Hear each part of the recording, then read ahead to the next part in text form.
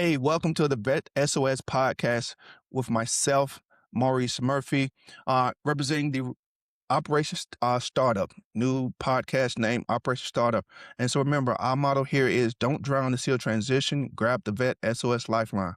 Operation Startup is proud to be affiliated with the Neil Haley Show and sponsored by Spirit Point Solution. So who is Spirit Point Solution? They are a one-stop shop for leading edge products, services, and training for multiple vendors. That includes your AI training, 2 corporate gifts, and so much more. They have everything you need to help your organization thrive in a modern economy. So check out all the offerings at spiritpointonline.com. I'll say that again, spiritpointonline.com. And please remember to use our code VET S.O.S on anything that you purchase there. It will help us to continue our mission of improving the lives of those who have served. On today's show, we have a very special guest, Mr. Cary Sparrow. He is the founder and CEO of Wagescape, a next-generation labor market intelligence platform delivering the world's largest real-time data set on hiring activity, pay trends, and talent supply and demand. He has over 35 years of experience spanning engineering, U.S. Navy, submarine service, global consulting, and senior HR leadership. He has led large-scale workforce modernization initiatives and built high-performing global teams. Previously a vice president at Cargill and global practice leader at Willis Towers Watson. Cary is recognized for combining data, technology, and strategy to drive innovation and business impact. How you doing today, Cary? Great. I'm doing great. Absolutely. So let's go ahead and hop right into it, man. I mean, you have an amazing business model. But let's take it back to your time in the military. And so when you were getting ready to make that transition out, what were you will say the 3 biggest lessons that you learned and that have helped you to where you are now? So I got out in the 90s Mhm. and there wasn't, there was very little support for folks transitioning out of the military into business. There was, as a junior officer, there were several firms that specialized in placing junior officers. I leaned heavily on them to kind of get the mechanics of how do you interview? How do you show up? How do you adjust your vocabulary a little bit? But for the Mhm. most part, we were kind of on our own. And I was lucky enough to get an interview with a management consulting firm that, you know, is now one of the world's largest. And there was a really good fit there. I jumped right into that and that suited my skills and style really, really well. A lot of other folks don't have that kind of opportunity. So I was pretty fortunate, I think. Got you. Got you. So now you take this HR position. How long you there for? Well, so this was a management consulting position, and I was there for 14 years. 14 years. Okay. And I started as a junior associate, at the bottom of Mhm. the lowest rung on the ladder, and I left as a managing partner. So, a couple rungs away from the CEO. And so I got to do a lot. Okay. I got to work with over 200 companies. I Mhm. ran teams that worked with another couple hundred more. And so I got to see how business works. I got to see all kinds of different cultures. I got to learn all kinds of new skills. I'm an engineer by training, and the idea of sales scared the crap out of me for the longest time, and found out that once you kind of understand what's going on, that it's no harder than any hard job. So Yeah. Absolutely. even an engineer can sell. And so learned a lot of things, and was able to operate on a global scale, which was fantastic also. It's, you Got you. really learn all kinds of new stuff when you're exposed to, you know, different practices from countries around the world and different cultures, and you get to know and become friends with people from different parts of the world. So Absolutely. Absolutely. Fully understand that. So now you were there 14 years. Why not just take another job? Did you, or did you go into the entrepreneur route right after that 14 years time frame? no, I knew that I was ready for a change, Hmm. because I was on a plane all the time. Oh, wow. I live in Minneapolis, but I was never here. And Mm. I was ready to kind of adopt, a more settled in life.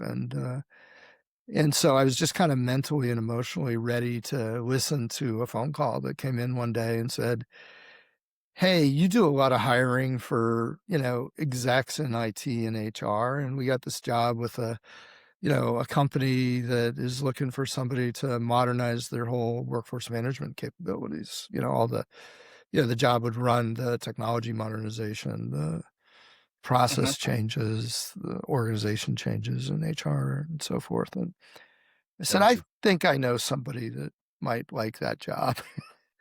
So so that started a bunch of conversations with a company here in Minneapolis called Cargo, which is a fantastic organization.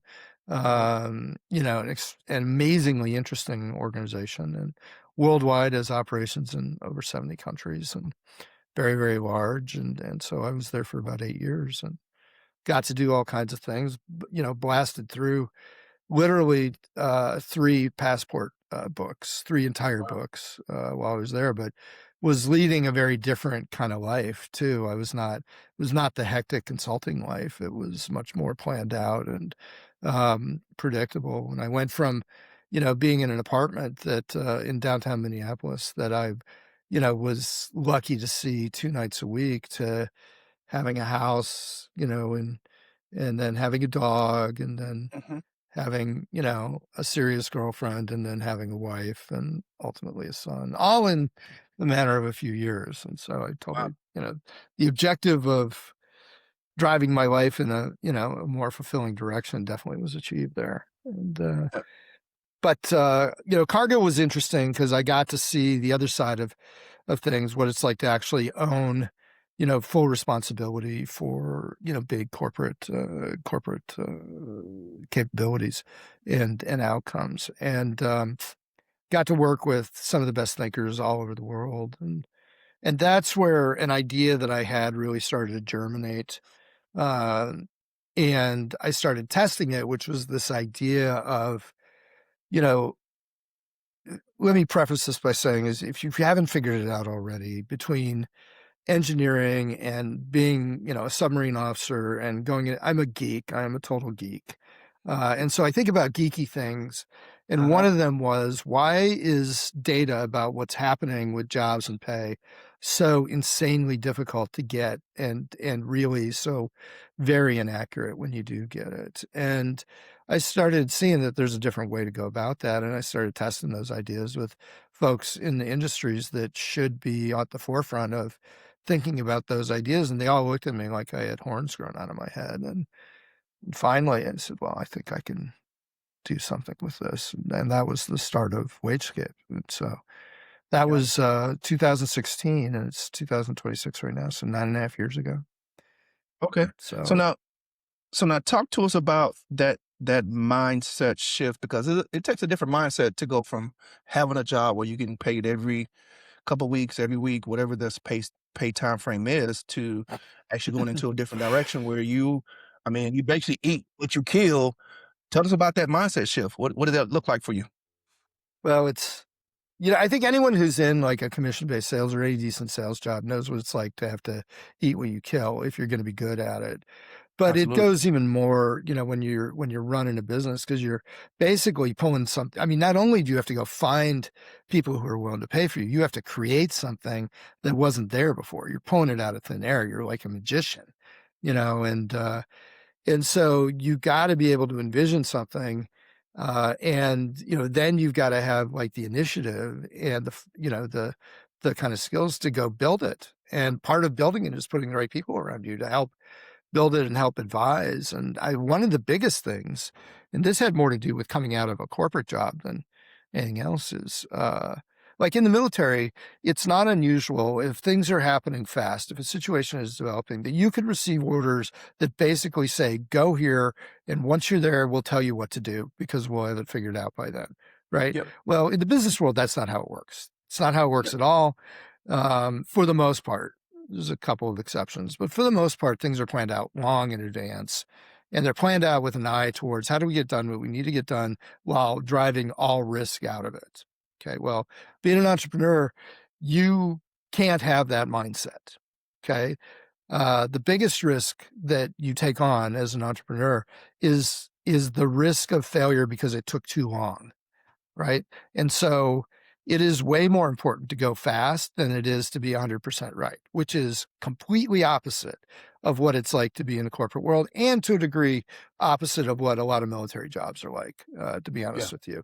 You don't want to be wrong. Well, in the startup world, you got to be fast, right? And the other thing Mhm. that is completely different is that I pretty much guarantee you that whatever you think you know about whatever your business is going to become and whatever your products is in some ways, and probably in some major ways, wrong. It's wrong.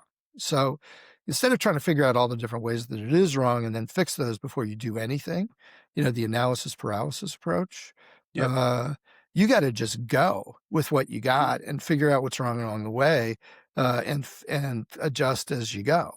And so those things were, really different, mindsets around speed is more important than being right. And no matter how much you value being right, you're going to be wrong in a lot of cases. So just go and figure it out along the way. Yeah.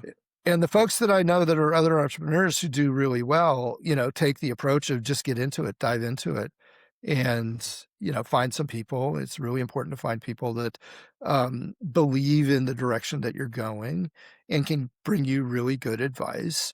There will be people lined up around the block telling you why whatever you're thinking of is not going to work. Yeah. What you got to do is find someone who says, yeah, that can work, but you got to be careful of X, Y, and Z, or I know so and so or something that can help out from that standpoint, right? So, it's not unusual as an exec or as a senior officer or a senior enlisted guy to feel very alone in your situation. That's not a new concept, but you really are alone when you're an entrepreneur. Even if you have a co-founder, you're alone.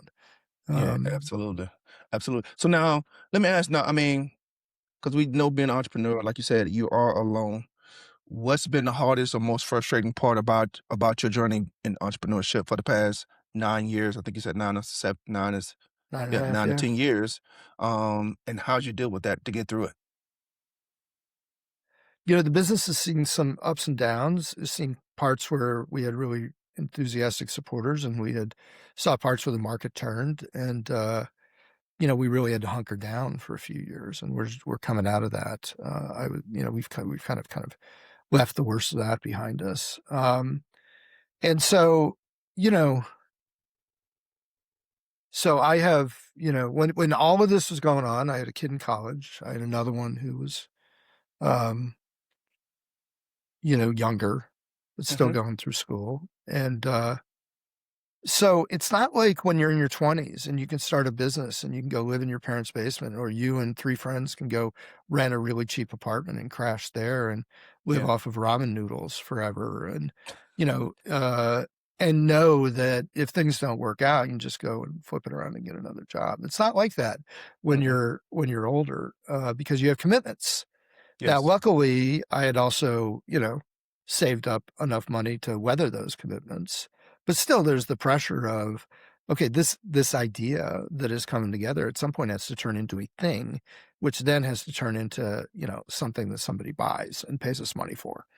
And, that's where, a lot of my military experience in particular, and to a degree, my consulting experience really served me well, because it's not unusual to be in a new situation where you have faith in the people around you and you have faith in yourself. You develop self-assuredness, that your next step is probably going to be the right one. You're cautious, and you know how to be cautious, but you also, have faith in yourself. And that's really kind of what you need especially in the beginning and at key kind of transition points.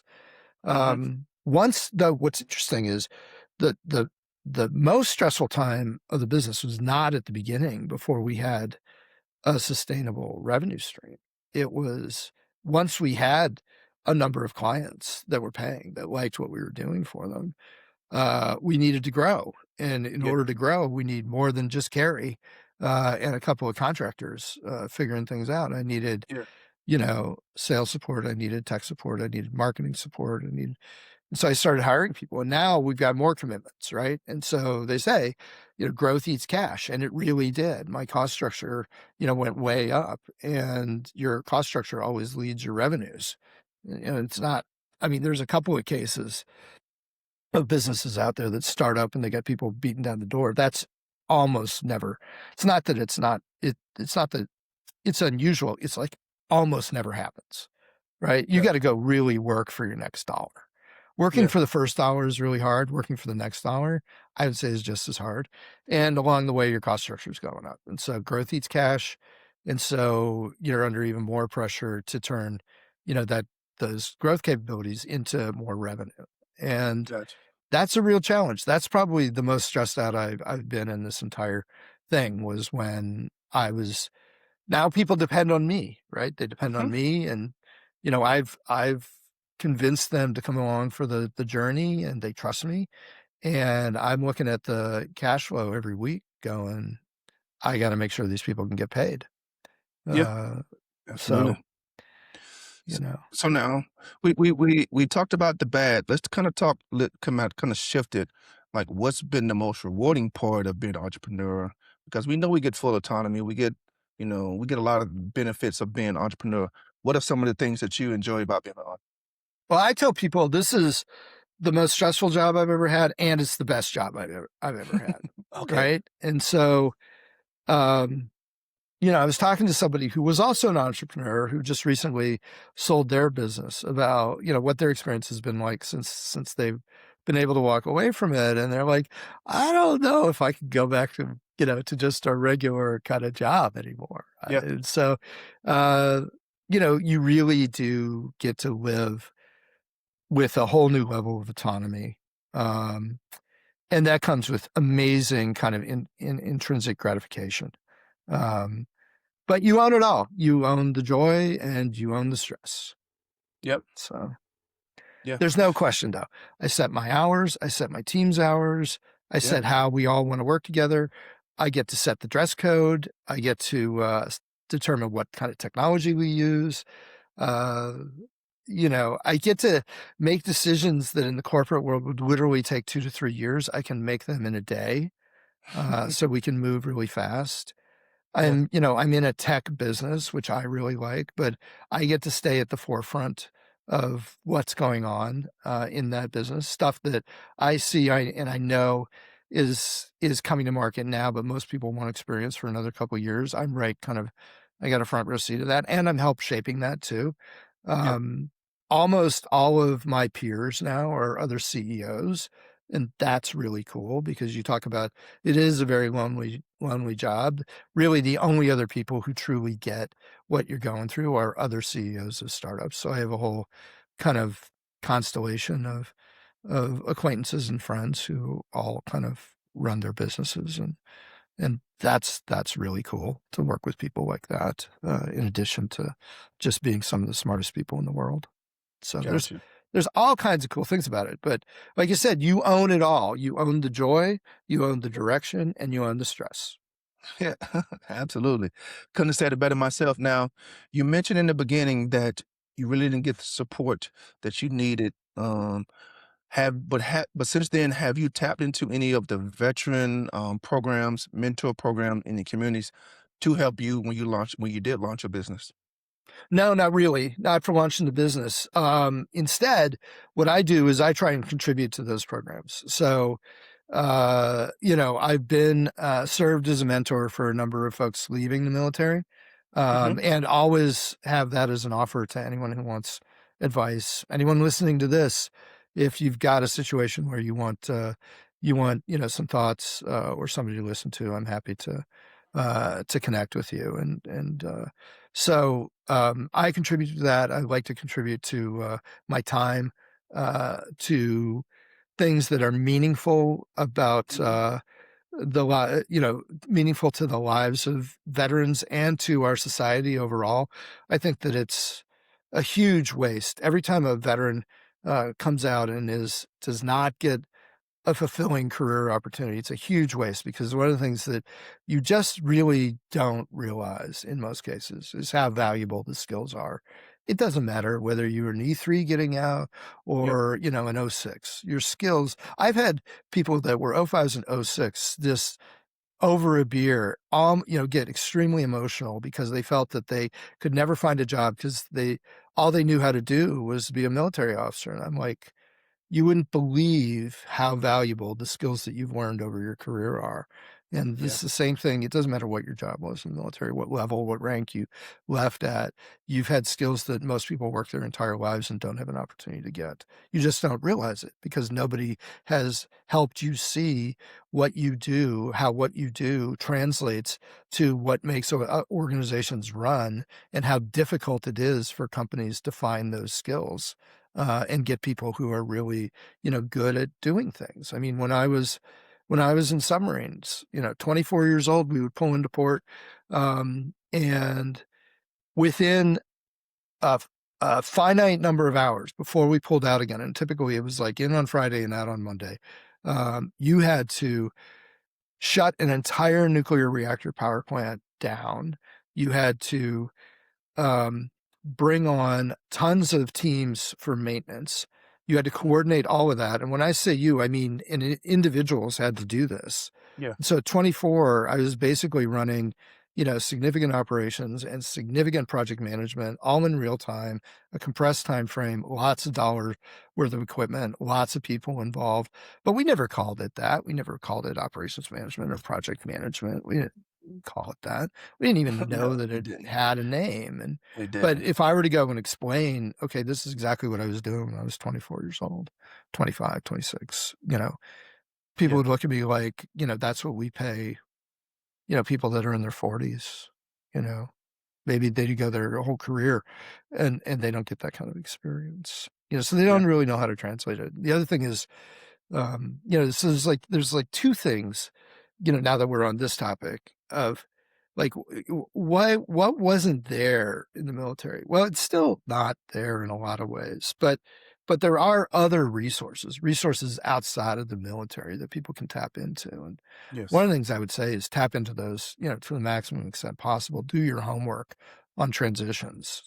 Listen to what other people have gone through, do the work, there's all kinds of assessments that you can do for yourself, self-assessments that you can do to try and, place yourself into what kind of job, what kinds of skills, do I really enjoy the most and how can those fit in different types of jobs. And then the other thing I would say is, that wasn't available that is more available now is mentors, right? So people who've Yeah. made the transition, because there's two parts of the transition. There's one of, how do you translate what you did? The other is how do you figure out how the company that you're talking with works? What's their Yes. decision process? How are they going to hire you? How are they going to decide that you're the one that they want to hire for whatever it is? And for those questions, it's really best if you've got not just one, but several mentors that have been Yes. through that before that can help you navigate it, can be a Hmm. sounding board. There's nothing in my mind, there's nothing more valuable than, a really caring, experienced mentor to help kind of guide that process Gotcha. and be there for you. Got you. Well, kind of running short on time, but let's go ahead and wrap it up. Well, I got a couple more questions. So tell us about your business, what you do, who do you serve, and what makes you a little different than anything else out there. All right, so as we kind of alluded to, but I didn't really get into a lot is what we do is we figure out what's going on with hiring and pay any place in the world, all in real time. And so if you want to know who's hiring for what kinds of jobs, or for a given kind of job, who are the people that could be hiring, you want to know who the competition for your talent is. You want to know how much you should pay people, and why you should pay them that much. We offer all of that in one place, and we do it by collecting data from got now going on almost 1 million different career sites around the world in over 200 countries. And we do it every day. We take what we call a full image snapshot of the labor market every single day. So what are people looking for? Um, and then we package all that up. We polish it up in what we call enrichments, and we sell it. We sell it to people who want to build in, that kind of intelligence into software applications. We sell it to consulting firms. We sell it to big companies.